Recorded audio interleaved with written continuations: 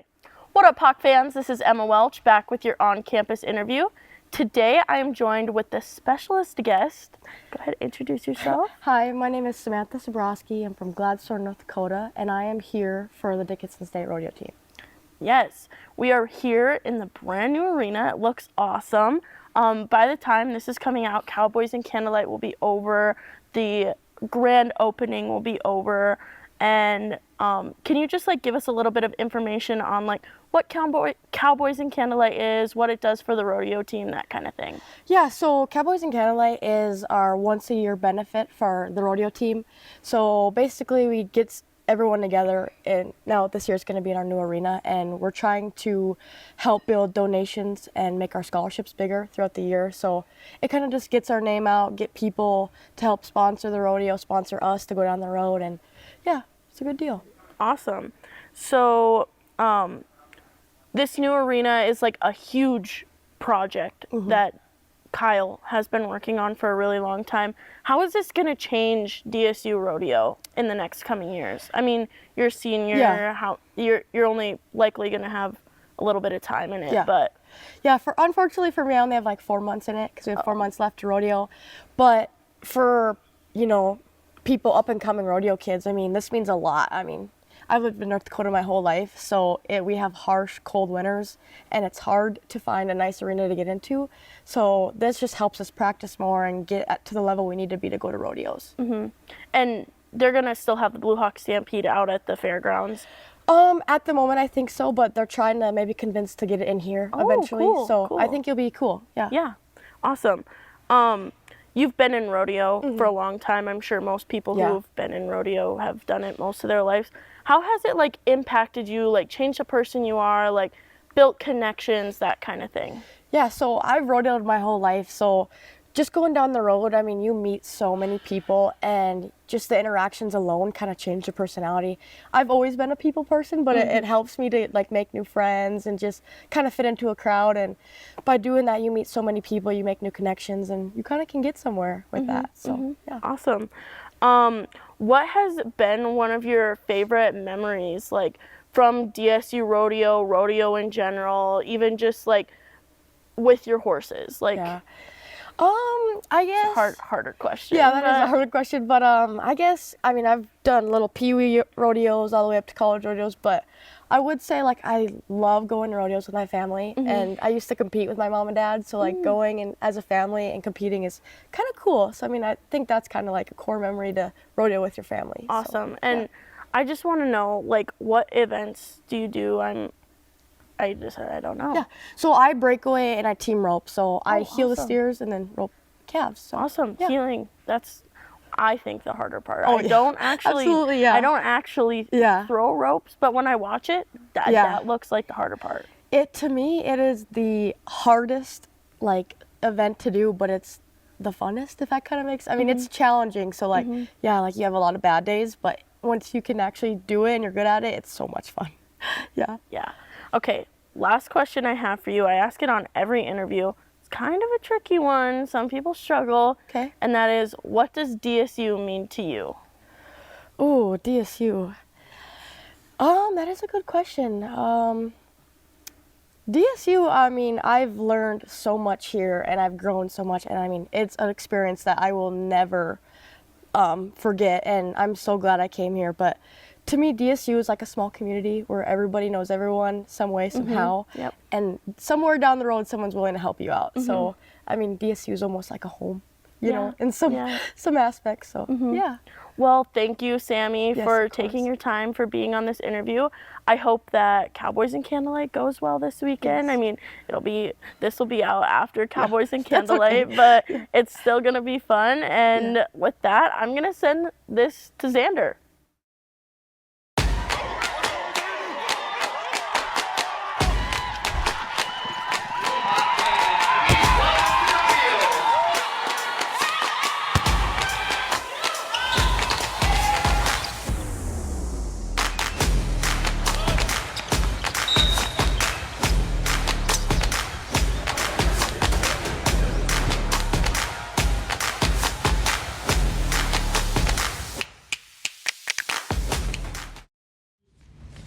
What's up, everybody? Welcome back to HawkTalk. I'm your in-studio host, Xander Beeson. We are joined by a very special guest. I'll have you introduce yourself to the people. Yes.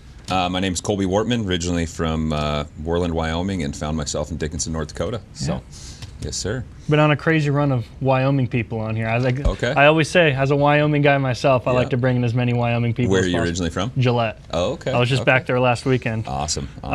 Yeah, what brought you to DSU, and then what kind of motivated you to stick around? Yeah, man, I have a weird story of getting to DSU. I was a talented football player in high school and had multiple options at University of Wyoming, Cal Poly, all these things. And I knew I wanted to play college ball, but I didn't know what the avenue was. Yep. And so, long story short, played in our Shrine Bowl, which is like mid to late July. Yeah. And as a football player, you know, like when you come to camp, it's the first week of August. You got to be ready, and you're here. Everything's signed. You're done, right? Yeah. I didn't sign until the last week of July. Oh, my goodness. And so I held out like super long, and then got it back in touch with Coach Bijou, who was my first year's head coach, and then had the transition and the amazing time with Coach Stanton.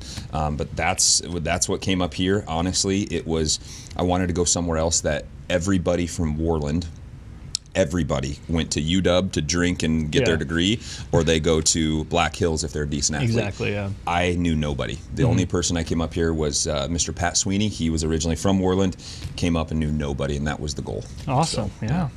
So what kind of, obviously you're super involved in the fitness industry. That's what you do now. If that's okay to call it the fitness industry. Yeah. What motivated you, inspired you to get into that? Yeah, it's a blanket term that the whole industry is. I don't even call myself a personal trainer, just because the CSCS is like there's your RN, your nursing, and then there's CNA, right? Yeah. Like it's two different worlds, and so. That was the main thing. It's always been a staple in my life. My dad played professional baseball. My mom was a professional bodybuilder and did some triathlon stuff. It's just been bred into me. Yeah. And so I started out at a big box gym training athletes and everybody, honestly, that would come in, and then really niche down to the athletes. And that's like the main thing we do. We obviously train anybody and everybody across their journey, but 90% of the people that we train are athletes of the area, and that's been something that's been super gratifying because sports saved and changed my life, and that's what we want to do. Yeah, that's kind of getting into, I found you via social media. I reached out to you for this interview on social media. You're super big. You're posting every day on your personal Instagram, your gym's Instagram. What kind of role does social media, especially today in today's world, does that play into what you do? It's honestly the biggest thing. I'm a big Gary Vaynerchuk, Alex Hormozy guy, and I could be doing more. That's the problem. You know, I have a saying. I sometimes want to get it tattooed because it's such a big deal in my life. But create, don't consume, because in this phase I'm in right now of growth in this scary, uncertain time, and 5-10 years ago when I was just by myself, I always got in this loop of always consuming and never creating. And at the end of the day, if you can just create and try not to compare yourself to everybody else, you're going to be much better off. And in the journey I'm on right now, we're building that brand new location to be done in April, and I find myself comparing myself to everybody else.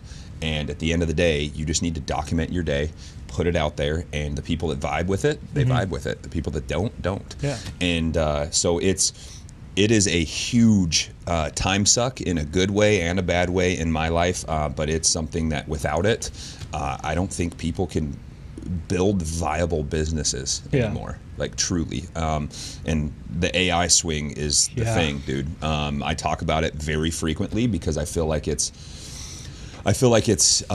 irresponsible if you're in the business world or any other entrepreneurial venture. It's irresponsible if you're not using AI. Yeah. You know, I mean, it's a big deal. Yeah. So we use a lot of that too. I was just reading this thing about this company that makes the little like handheld like cash register things, like the little tap to pay things.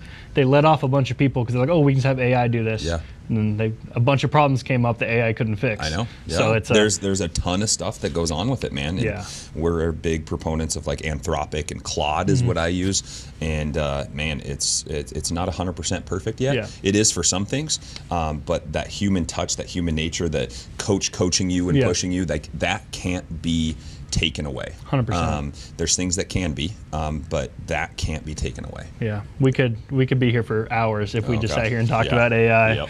But we'll kind of shift the gears a little bit. This is kind of still plays in that social media realm, if that makes sense. You coached Ryan Borland, Dickinson guy, who went to Puerto Rico and fought Jake Paul, who's like, when you think about social media, it's kind of one of the bigger names. What was that like just from, did Ryan approach you and was like, hey, did you know him beforehand? Kind of what was that whole process like? Ryan and I have become, he's one of my best friends. Yeah. And no matter what we do, we're at the base roots of everything. We're just two dudes trying to get better. Yeah. And he's one of my best friends. I was telling you right before this interview, called and he's like, we got to get this workout ready for today. He's still just a go. And long story short, I had known Rhino, what we call him. I was driving out to my in-laws one day, and there was this dude running out on Highway 10, and I was like the only other stupid dude that would run out on Highway 10. And I was like, who is this guy? So just kind of following him and stuff. And then one day we just we kind of met each other, and I talked to him. We were at a race. We were both doing the race, and never said anything after that. 6 months goes by and he knows what I do. Yeah. I mean, from professional athletes like Jay Liggins when he went to the Eagles, got him ready for the Eagles, then came back for the Winnipeg Blue Bombers, got him ready for that. And then this last year going down to San Diego, we had 30 NFL draft guys that we were training down there. And so the tier of professional athletes was there, and so Rhino approached me and he said, you're never going to believe what just happened. And it's like, I think I'll be fine. Like, what are you fighting at Four Bears Casino? Or like, what's going on, you know? And he's like, I got approached and have a signed contract, or we're signing the contract and you need to be there. We're going to be fighting Jake Paul. And I was like, what? Like, it dumbfounded me. And I hadn't talked to the guy in 6 months. Yeah. And so that whole journey just kind of took off, man. And it was due to a couple of his old fights. And I'm going to vouch for Rhino on this. Rhino was retired for 5 years. Yeah. Jake Paul, actually, when I got to meet Logan Paul, Jake Paul, his mom, all of them, Jake is actually a genuine dude. It doesn't look like it because it's all on the streams, all that stuff. We did like a YouTube series. They followed us. It's kind of like UFC embedded, but it's MVP behind the scenes or behind the cut or something. And so they followed us doing everything. And after the fight, we went into Logan and Jake's locker room, and we're talking and just congratulating everybody. And we walk in and the YouTube cameras are behind us, and we walk in, shake hands, and then we talk a little bit and we walk out. Yeah. Right when we walk out, so it was an experience unlike anything else. There was a stadium full of 30,000 people, the biggest fight in Puerto Rico history. It was bonkers, man. Yeah. And on live TV, you can find all the video of us. I was ringside. Rhino wanted me to be the stool man, which is cool, and I never had that experience. That's insane. And if the camera would have seen from my waist down, you would have seen my legs shaking. Yeah. It was an experience unlike anything else. Didn't go the way we wanted, obviously, but Jake always has one factor in his favor. Okay, you look at Mike Tyson. Age. Yeah. You look at wanting to fight these small guys, height, weight. Yeah. He always has one factor, and that factor was Rhino was retired for 5 years. And we went a hard 12-week camp. He lost like 35 pounds. He went from very, very out of shape, and Rhino will tell you that, super bad out of shape, to decent, you know? Yeah. And so with more headway, with more run, does it change the outcome? I don't know. But there was different factors at play. So. Dang, that's an insane story. And you can see it on UFC Embedded, man, or MVP Embedded. It was interesting. It was interesting because they do a whole production. They do a whole show. The real weigh-in, the virtual weigh-in, the public weigh-ins. It was something that I never thought I would ever experience. I mean, everywhere you go, bulletproof, blacked out Suburbans picking you up, and you think, oh, I'm on top of the world, and then Logan and Jake show up to the weigh-ins in a helicopter, you know, like there's levels to the game. Yeah. But I have nothing but great things to say about Jake Paul. I know it sounds crazy. He's this superstar. He's the best marketer that I know in the world. Like the small things he does that people don't understand unless you know marketing. He is a top-notch guy. Yeah. All right. So you kind of talked about all that. We'll get back into kind of more of the other athletes you work with. You're posting all the time when you're working with a high school athlete that signs or commits to go play college sports, or even if it's just a non-athlete that's just wanting to meet like a body weight goal, they're wanting to lose weight. What does it mean to you when you see these people achieving their goals? Yeah, man. It goes back, and it's super heartfelt for me. It goes back to me being a little boy trying to find affirmation in different things. I had a tough childhood, different like everybody, but had a tough couple things happen to me that defined me and who I was. And so I always tried to find affirmation in sports. I always tried to find affirmation by being the best in sports for people to affirm me, right? If I wasn't getting it from my dad, my mom, my brother, my sister, whoever. And so having a kid build confidence and see him or her excel at something bigger than themselves, like, will and can change the whole trajectory of their life, right? I struggled, and I talked about this on the other show, but I struggled with opiate addiction for 10 years. And, I've been sober for 10 years. I struggle with it just under.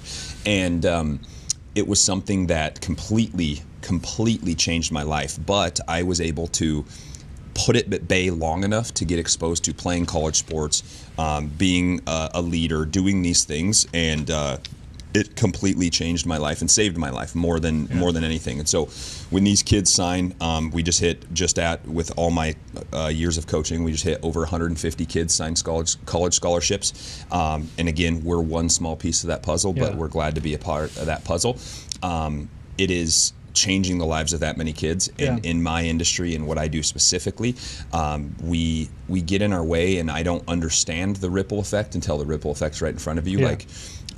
We elicit a lot of change, but it's hard for me to see that on a daily basis, because you're wrapped up in the coaching, the programming, people showing up, people not showing up, the business. But at the end of the day, getting to change kids' lives from 7 years old to my seniors in high school and college, it's a really fun deal, man. Yeah, that's awesome. Kind of just the other side of that coin, this is more of a personal question for me. Yeah. So I just finished playing in November, finished playing football. What advice would you give to someone in my position that is done playing sports, will probably don't know the next time if they'll ever play another organized sport, but wants to stay in shape? Yeah. The first thing, man, is the reason I like training athletes, and I talk about this quite frequently. The reason why I enjoy training athletes is there's always something they're training for. There's always the next thing. There's always the next sport. There's always the next, I want to throw 85, not 80. I want to do, and they have these things that they just keep climbing the ladder. And the reason adults or ex-athletes struggle is because they don't have anything to train for. And us as athletes, we understood that. We had this common purpose, this common goal, this camaraderie, this brotherhood that excelled and pushed us, and it's a tide that lifts all boats. When you don't have that, sometimes I can't blame adults. It's super hard, dude. Like, how do you show up when you have 3 kids, a full-time job, and you're absolutely tired? Like, it's hard. The only way to do it is having something to train for. So what I got into is I surround myself with good people, man. And this is me talking into the mirror that I need to do more as well. But surround myself with good people that want to get better, number one. Number two, put something on the calendar. Like, it could be something you're really passionate about or something you've never done. Like for me, 2024, 2025, I got into endurance running and I got into hybrid side. And before it was really cool to be hybrid side. And I did some things that I never thought I would do. I played football at 240. I was super fast and got into running a couple marathons, some half marathons. And then now, just with the state of playing college football, I mean, it destroyed my knees, the running did. So I do competitive, very, very large, like ultra bike races. Okay. Always have something on the calendar pushing forward, dude, because if you don't, like, life gets monotonous. It gets monotonous. Like, whether people are struggling with mental health or struggling with their physical health, the one way to get yourself out of it is make yourself uncomfortable by putting something on there. So, like, I have what's called, and you can bleep this out, but like the big calendar. And you put it on there. It's about as big as this wall, and you put everything for your entire year on there. And so for me, I have a bike race in May, I have a bike race in June, July, August, and September. something to look forward to, so that when you go to train, it's like, okay, I have a bigger purpose here than just I want to get fit. Okay. You know. I think you just motivated. I've been on the fence about signing up for this 10K in Deadwood. Do it. All right. Is it on the Mickelson? Do you know? There's like the Mickelson Trail. It's like I don't know what there. it is, but I might have to end up reaching out to you. Dude, do it. And if you another beautiful local one that is fun and you could range from a 5K to 100 miles is the Madahay. The Madahay 100 series, which is for bikes and that kind of stuff, but also the Madahay Marathon. It's a beautiful thing to do. Yeah, I think you just knocked me off the fence to do that. And with that, I'll kind of just give you the chance to plug yourself, plug all your socials, everything that you do, any way that people can get in contact with you for your services. Yeah, man. Like we said, or like I said, we train anybody and everybody. Our niche has been athletes. That's what we've been most successful with. And it's because that's the passion of mine. Yeah. Now, for the adult side that we do, we train adults just like athletes. Yep. Giving them the goals to shoot for, the things. Obviously, it's tapered back. I'm not making you run 100-meter repeats and all this stuff, but we allow an adult to feel athletic again. That's the basis of life, man. And so we train all different shapes, sizes, walks of life, sports, all that. Currently, right now, we have like 152 athletes that we train. Very blessed to have that. And what we do is currently right now at the location we're at, I've been a strength and conditioning coach for 9 years, going on 10. I've owned multiple different gyms. I owned a gym prior that I sold. And we've been out on our own for just over a year with Origin, and we've grown, and we actually are building our brand new facility that we will do our grand opening April 12th, which is a Sunday because all of our athletes have prom on Saturday that week. So we're doing April 12th, a grand opening. We'll have a young kids combine, a high school college age combine, and then an adult combine.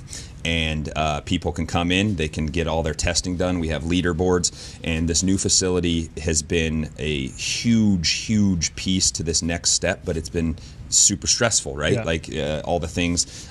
We bought and built a brand new building, and it allows us to do speed training and performance training year round instead of just when Mother Nature doesn't spit out on us like this. And so April 12th is the grand opening. We have massage therapists on site that she is absolutely amazing, Cameron Moore.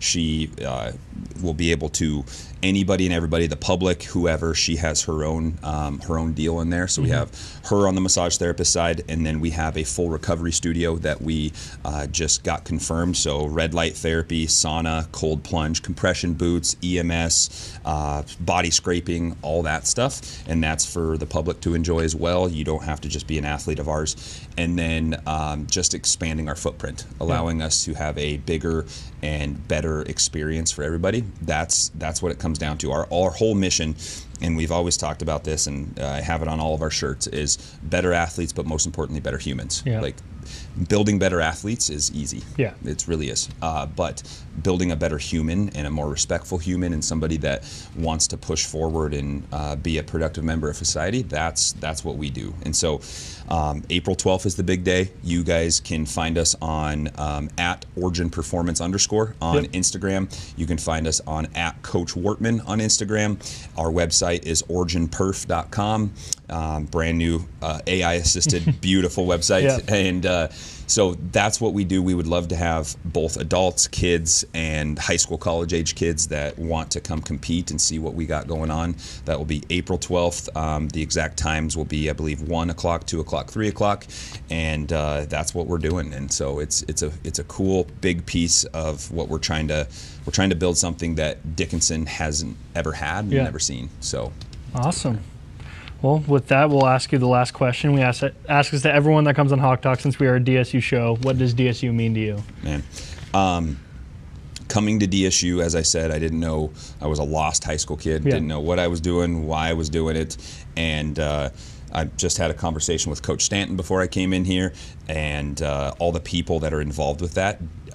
DSU exposed me to some people that I had no business being exposed to, number one. Number two, that are lifelong friends, but also people that you can bank ideas off of, that you can go through hard times with. Like DSU and the people involved with it saved my life from drug addiction, from many things that I went through. It's a community unlike anything other.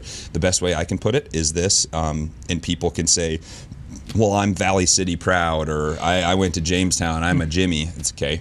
So we just had our big reunion last year with the football team. And Valley City had theirs at the same time. And Valley City had, Coach Stanton told me, it was like 54 or 64 people show up. We packed the entire stadium where standing room only. We had the largest attendance ever in that stadium. We had the night before the Ramada, you could not even walk in. I'm talking 400, 500, 600 people. That's a different culture. And I know everybody else is proud of what they got at Rocky Mountain or whatever, but the culture of DSU football, and as a whole, is different. Exactly. And it starts with the people. So. All right, well, that's everything I have for you. I appreciate you coming on, and we'll see you guys next week. Sweet. Awesome. Awesome, dude. What's going on, HawkTalk? My name is Cash Randle, and I'm your host for Minute with Molander. This is President Scott Molander. And President Molander, what is the most North Dakota thing you've ever seen a student do at DSU? Watch it be 10 or 15 below zero and walk out in a tank top and shorts across the front of the lawn, and I was like, you're going to burn your skin. That's the most North Dakota. I mean, that was just 2 weeks ago. I was like, okay, you're wearing your shorts in the winter. That was recently? Yes.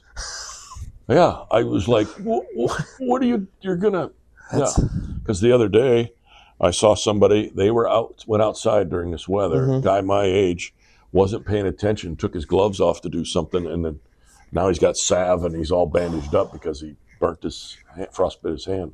I try not to touch the metal when I go outside.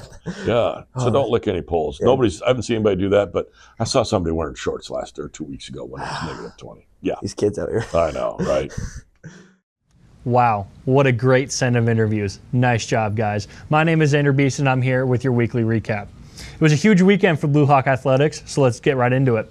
Men and women's track and field had an incredible performance at the Indoor Nationals last weekend, bringing home 3 national championships with Adara Hogland, Faith Brennan, and Corey Nagel, and as well as 4 additional All-Americans with Cody Nagel, Caleb Sarsland, Corey Nagel, and Dylan Dahlgren, with the women's team also placing 2nd nationally, so congrats to them. Corey Nagel also brought home the NAIA Women's Indoor National Field Athlete of the Year, as well as her All-American and National Championship honors. What a way to conclude the indoor season.